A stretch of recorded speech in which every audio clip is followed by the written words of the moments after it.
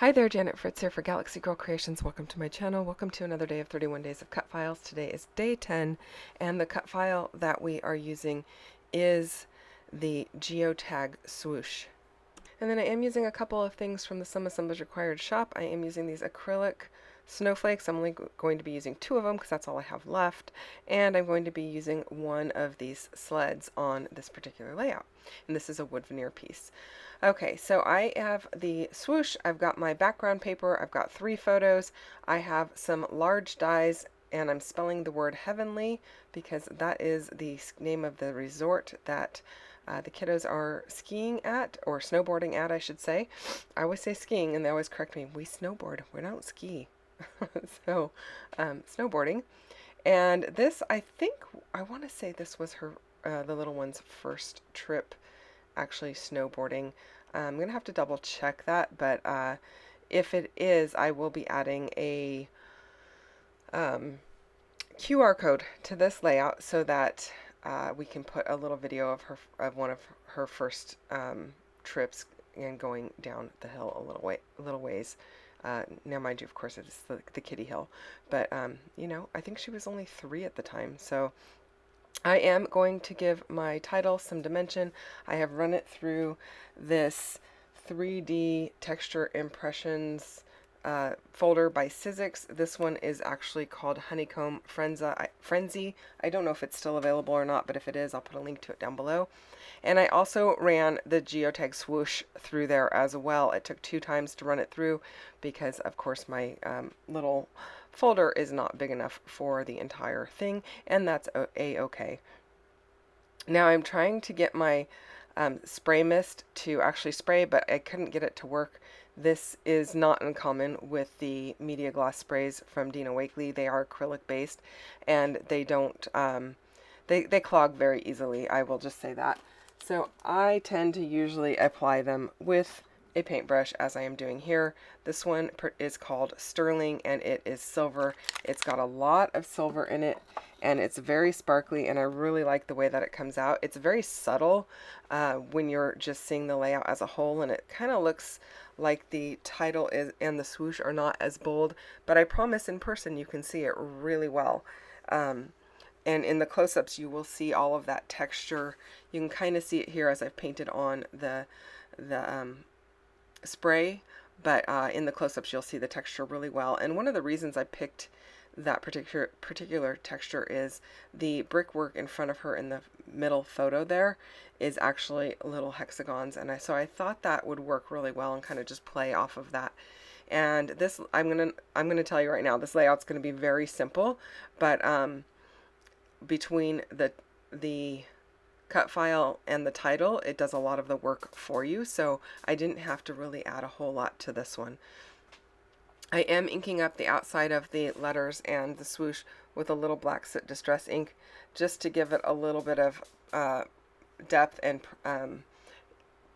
give it a little bit of more pop so that you could see it just a tiny bit better. It's not super bright, but and I just went over it very lightly, so I'm pretty happy with the way that that looks. Now my first thought was I was going to put this heavenly down here and move the swoosh up, or the geotag up to the top, but I sat there for a minute just kind of contemplating it, and then I decided the geotag looked an awful lot like a letter V, so I am going to substitute that letter V for that geotag, and the little swooshy pieces are going to go right over the letters heavenly.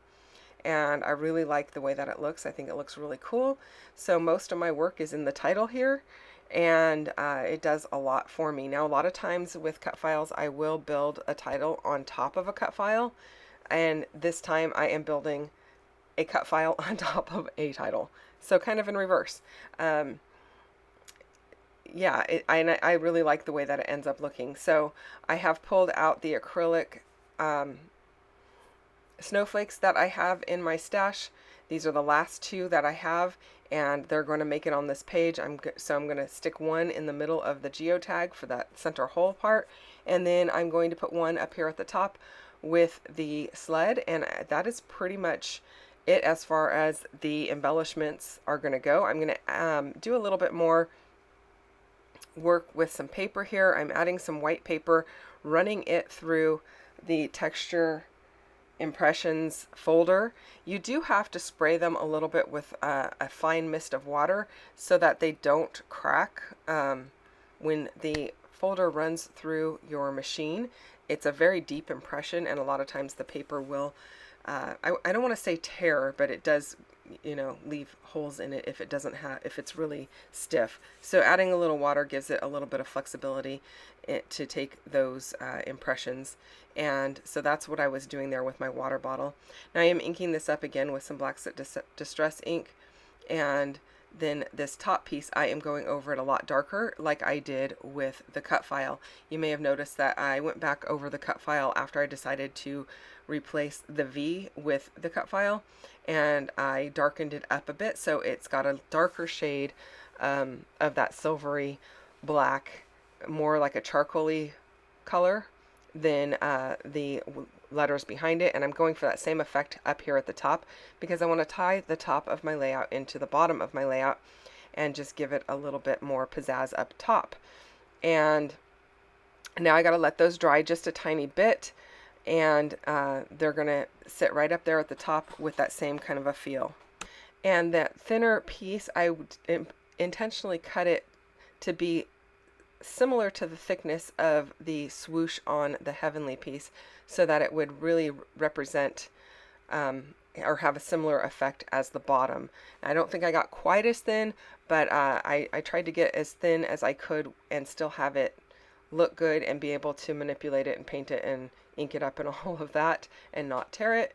But it gives you the same kind of effect where the lighter color is the bigger piece and the darker color is the smaller piece, just like at the bottom. And then I was just making sure it was situated straight across the layout.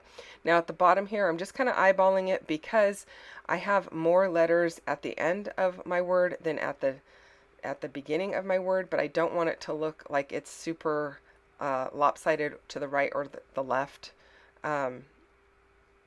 with regard to the swoosh. So it is a little bit left justified, the geotag. It's not perfectly centered, but I think that worked the best in order to play nicely with the way that I have the letters laying down, because like I said, I've got more letters at the end of the word than at the beginning of the word. So I'm liking how that's looking. I did place the geotag first. The swoosh is not glued down. As you can see here, I'm just putting the letters underneath it as I go, and then I will add a little bit of glue to the swoosh. But I wanted to make sure that the geotag wasn't wiggling around, so I went ahead and did the geotag first so that it would stay put. Now I'm just using Nuvo Deluxe adhesive to adhere everything down. I feel like that works the best for me, and it dries fast and clear and matte finish, so it doesn't really show much if it squishes out. It also has a very fine tip on it, so the chances of it squishing out are a lot less because it comes out in such a fine line. If it's not fine enough for you, you could also transfer it to a fine line applicator bottle if that is something that you like to use instead. So now I'm just going to go ahead and glue my photos down using my ATG, and then I am going to add my little embellishments here up top.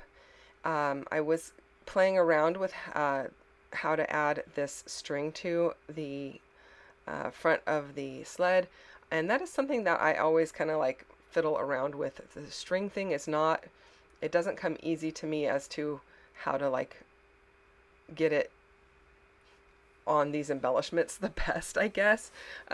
So it's something that I just play around with until I'm happy with it. I think a lot of that is because I feel like I'm a little bit of a perfectionist where I want it to be just so, and string is never just so, because you know it's a tactile or a texture thing, not a texture. Oh my, textile. It's a textile type thing where, you know, it's not solid, it moves around. Unless you glue the whole thing down, it wiggles around. So yeah, I just play with it until I'm happy, and then that's kind of my MO. I did add a label with a silver border around it so I can write the date, and it'll give me a little landing place to tuck a QR code in, and then I'm using some glue dots underneath my acrylic piece there to make sure that it stays put. And that is it, you guys. While you check out the still shots here, I want to thank you for watching my channel and visiting me today. Don't forget to go check out what MK has on her channel using the same cut file. I can't wait to see what she has done. You can also go join the Facebook group for 31 Days of Cutfiles. Whether or not you purchased the bundle of cut files that we created, you can use your own. So go join us over there. Links are all down below. See you soon. Bye-bye.